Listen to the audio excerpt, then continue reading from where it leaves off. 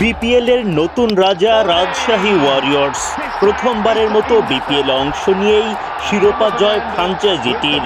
তানজিদ তামিমের রাজস্বিক সেঞ্চুরির পর হাসান মুরাদ, বিনুরা ফার্নান্দো, জিমি নিশামদের বোলিং জাদুতে বিপিএল চ্যাম্পিয়ন শান্ত বাহিনী।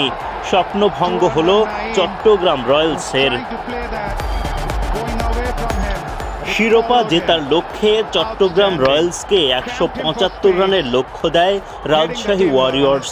বিনুরা ফার্নান্দোর বলে উইকেট হারানো চট্টগ্রামের ওপেনার নাইম শেখ 10 বলে 9 রান করে বিদায় নেন। একই ওভারে মাহমুদুল হাসান জয়কেও ফেরান বিনুরা। 11 রান করা হাসান নওয়াজের উইকেট তোলেন হাসান মুরাদ। 39 রানে 3 উইকেট হারিয়ে বিপাকে পড়ে চট্টগ্রাম রয়্যালস।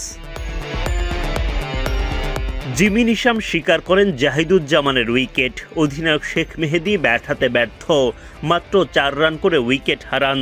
দলের হাল ধরে রাখা মির্জা তাহির বেগ 39 রান করে উইকেট হারান হাসান মুরাদের বলে।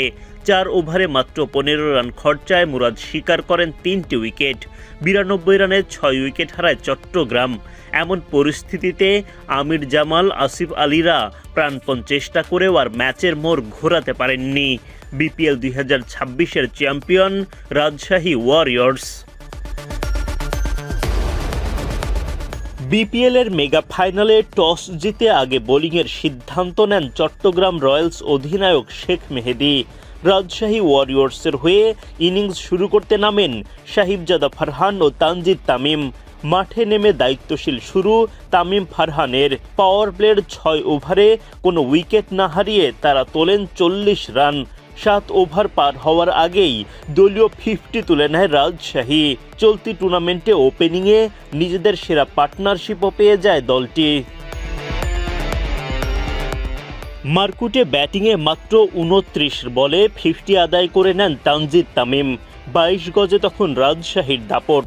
সেই দাপট থামাতে আসেন মকিদুল ইসলাম মুগ্ধ। ভাঙেন ফারহান তামিমের জুটি।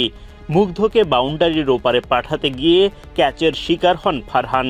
এই ওপেনার 30 বল খেলে 2-4 ও 1 ছক্কায় করেন 30 রান।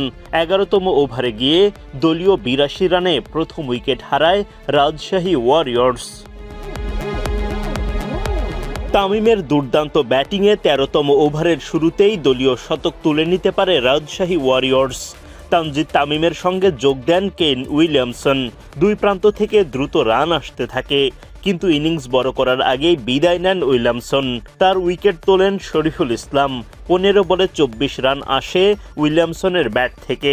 130 রানে দ্বিতীয় উইকেট হারায় রাজশাহী। এক প্রান্ত আগলে রাখা তানজিদ তামিম তুলে নেন সেঞ্চুরি। 61 বলে শতক আদায় করে উদযাপনে মাতোয়ারা এই ওপেনার। তামিমের এমন ঝড় তোলা ব্যাটিংয়ে বড় পুঁজি পেতে সমস্যা হয়নি রাজশাহী ওয়ারিয়র্সের।